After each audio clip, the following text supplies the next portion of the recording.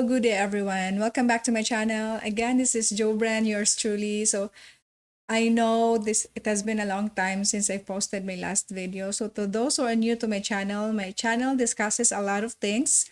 So hopefully you like this video, and please don't forget to like, share, and subscribe if you like, or if you get something out of this very quick discussion. And I have a very special announcement to make. Okay. So I am very happy because I just passed the guidance counselor licensure examination last August, 6 to 7. So I am very happy for that. Thank you so much for praying for me, for sending your likes, your support throughout my journey. So thank you so much for that. So now I am a licensed psychometrician, at the same time a licensed guidance counselor. So many blessings have I've received. So I thank the Lord for that. So we should be thankful for all the blessings we received. So thank you so much also to all my subscribers. Okay, so today is I'll be discussing another lesson. Or this is a continuation of the discussion that I had. I'll be talking about the life and works of Rizal. So it was a very long discussion, so I need to cut it off. So this is just a continued discussion on the subject and on the historical context of the life and works of Rizal. So I hope you are still with me. You are also learning at the same time.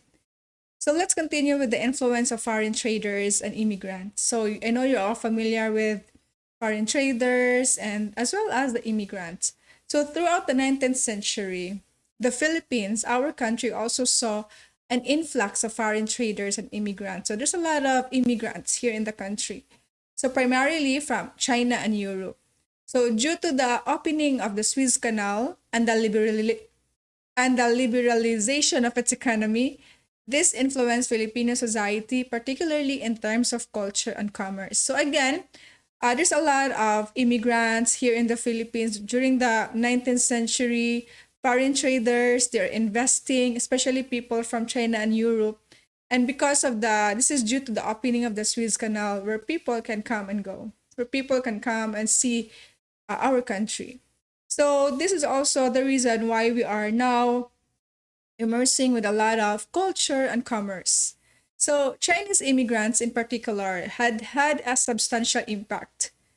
So the Chinese people, they had a substantial impact to us Filipinos. So they integrated into Filipino society while maintaining the unique culture and tradition.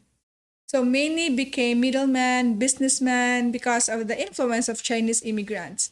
Many became middlemen in business transactions, and others became successfully entrepreneurs. So they are business-minded people.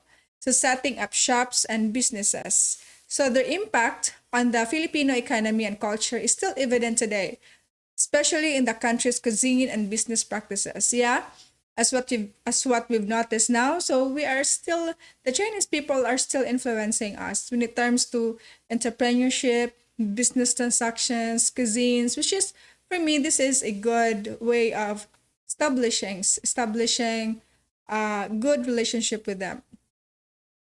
So this is during the 19th century. And up to now, we can still witness their influences in terms of culture and commerce. So another thing that we need to discuss is the role of women. So during the 19th century, so women's roles were traditionally confined to the domestic sphere. As what we all know, during the 19th century, women would just stay in the house, would just help in taking care of the family. However, there were remarkable exceptions.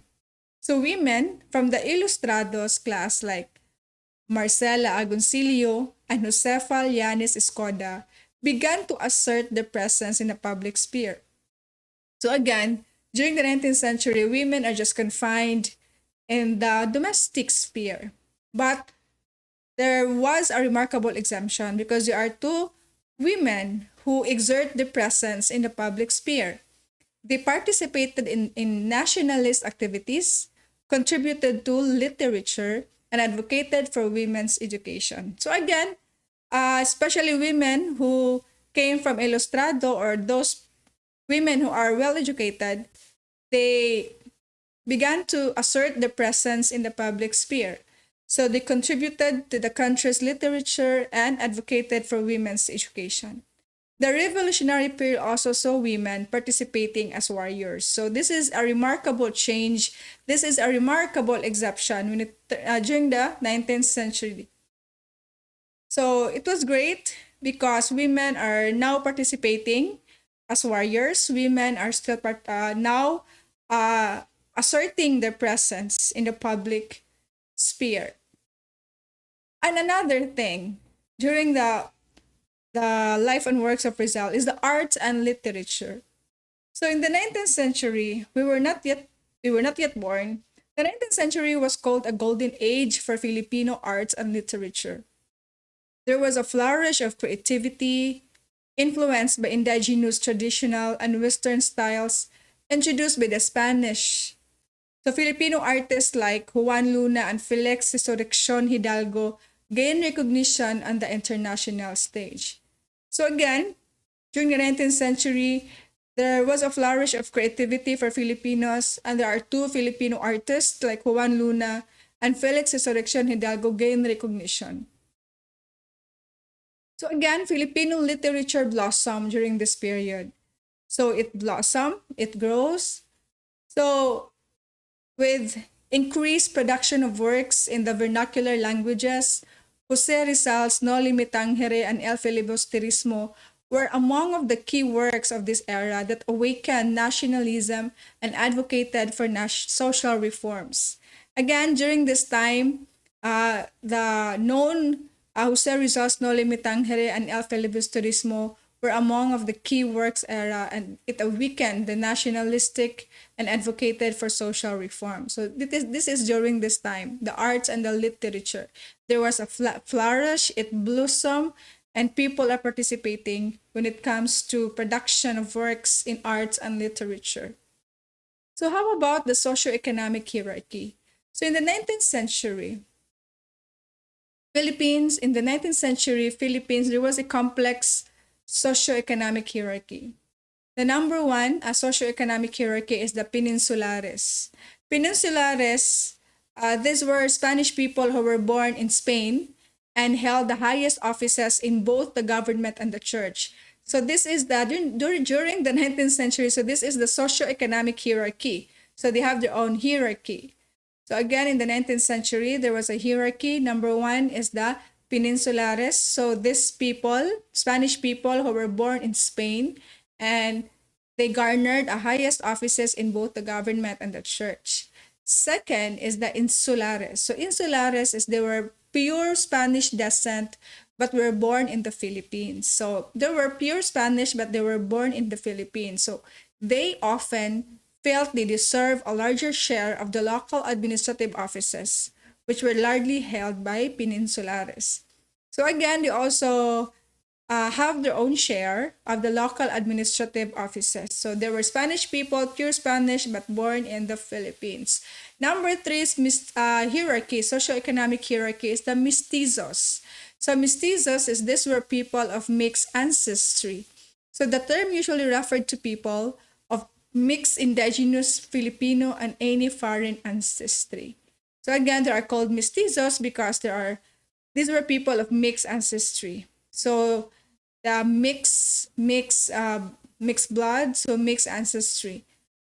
So number four, socioeconomic hierarchy is Indios. So this term was used for native Filipinos like us. So we are Indios during the 19th century. So they were the majority of the population and were primarily farmers, laborers, and fishermen. So Indios, they were called Indios if you are a native Filipino. If you are a mixed ancestry, mixed blood, you are called mestizos. If you are a pure Spanish, if you're a pure Spanish born in the Philippines, and you are called insulares. If you are Spanish people who were born in Spain, you are called peninsulares. So that's it sounds good. It sounds good. So the fifth socioeconomic hierarchy is Chinese. So Chinese, as noted above, the Chinese form a significant portion of the merchant class. Yeah, they are known to be entrepreneurs, businessmen. They do business transactions. So they had a great impact to us during the 19th century. And I think up to this day, up up to now, they are still doing that to influence. They had a unique role in society and were often viewed with suspicion by both the Spanish authorities and Filipinos due to their economic influence. So again, the Chinese people, there are still some suspicion between Spanish and the uh, suspicion by both Spanish authorities and Filipinos due to their economic influence. So, and another thing happened is the opening of the Suez Canal. So the Suez Canal, the opening of the Suez Canal in 1869 brought the Philippines closer to Spain and the rest of Europe. So it has also brought an influx of Spanish immigrants who brought with them new ideas and technologies. So in the opening of Suez Canal, it is a good way for us Filipinos to immerse ourselves in another culture. It brings Philippines closer to Spain and other parts of Europe, and it brought a lot of ideas and technologies for us to learn. So another thing happened is the tobacco monopoly. So from 1872 to 1882, the Spanish colonial government enforced a tobacco monopoly in the Philippines, which meant that all tobacco produced in the country had to be sold to the government. So that is tobacco monopoly. This monopoly was highly exploitative and was a major grievance among the native farmers. So when the monopoly was abolished in 1882, it allowed the Filipino farmers to sell their products in the free market, stimulating the local economy. Again, in 1782 to 1882, so there was a tobacco monopoly, which means that all tobacco product produced in the country had to be sold to the government. So for them, during this time, it was highly exploitative and there's a lot of grievances. The Filipino farmers are not okay with that. So it was abolished in 1882, and now the Filipino farmers are able to sell their products in a free market. So there is no more tobacco monopoly. It was abolished. So in the 19th century, Philippines was a period of significant change. In the 19th century, it was a time when economic structures were being challenged, new ideas were emerging, and the first stirrings of nationalism began to take shape. This played a role in creating the conditions of the rise of a national hero like Jose Rizal and eventual struggle for independence. So again, because of all these things happening, so the 19th century was a period of significant change. So it brings a lot of challenges, new ideas, new people, the rise of new heroes like Jose Rizal, and the struggle for independence. Because of, again, we were invaded, like there is an opening of the Suez Canal. So again, they're also struggling for independence. So another thing is the Indio response and nationalism. So the 19th century also saw the increasing resistance and nationalism among the Indios. So who are these Indios? Indios are people, Indios are called for native Filipinos like us. So they are, if you're a farmer, laborers, or they are called Indios during those time. So the 19th century also saw the increasing resistance and nationalism among the Indios, primarily driven by the oppressive conditions under the Spanish rule. So during this time, there was a strong resistance. However, as the century progressed, these movements became more organized and started taking a more nationalistic character. So it was during this time where they saw the increasing resistance. But then again, because of this resistance, they also saw the rise of taking a more nationalistic character for us Filipinos. So the role of secret societies. So secret societies and brotherhoods, like I know you're all familiar with the Katipunan, played a significant role in mobilizing the masses and spearheading the fight for independence. So the Katipunan was founded by Andres Bonifacio in 1892.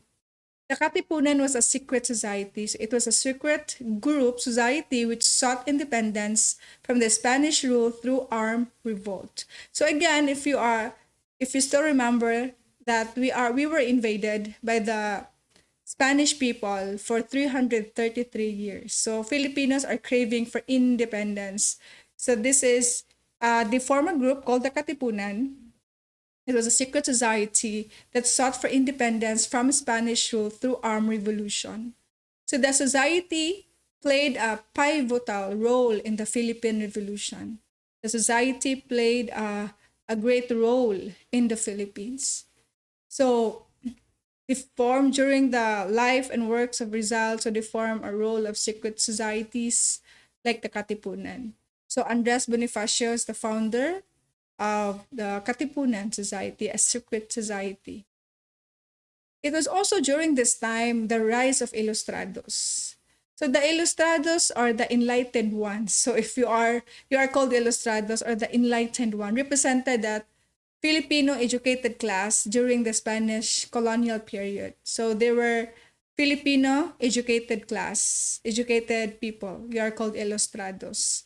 So this group was composed of native Filipinos and mestizos mixed ancestry, right, who had the opportunity to study in Europe. So if you belong to the Ilustrados, you have the opportunity to study in Europe, where they were exposed to liberal and nationalist ideals. Like Jose Rizal, he studied in Europe.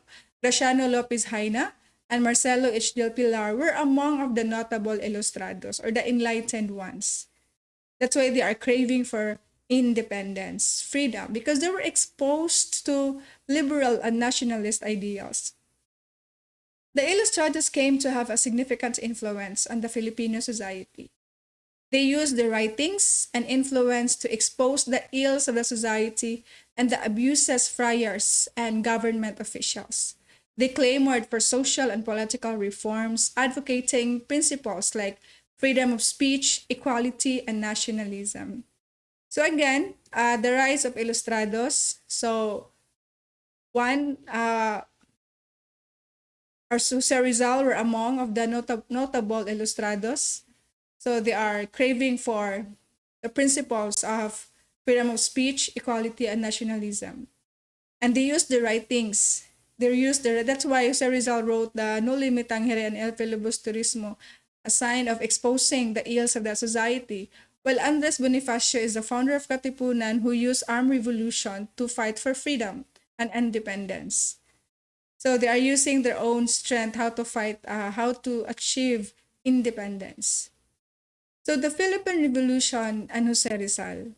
So the culmination of these growing tensions was the Philippine Revolution, which began in 1896. While Jose Rizal himself advocated for peaceful, Jose Rizal loves to have a peaceful reforms and was not directly involved in the armed revolution. His works and martyrdom were instrumental in igniting the revolution. Jose Rizal wants to have a peaceful revolution, while compared to Andres Bonifacio, who wants armed revolution. The trial and execution of Rizal in 1896 by the Spanish authorities galvanized his compatriots and further fueled the revolutions.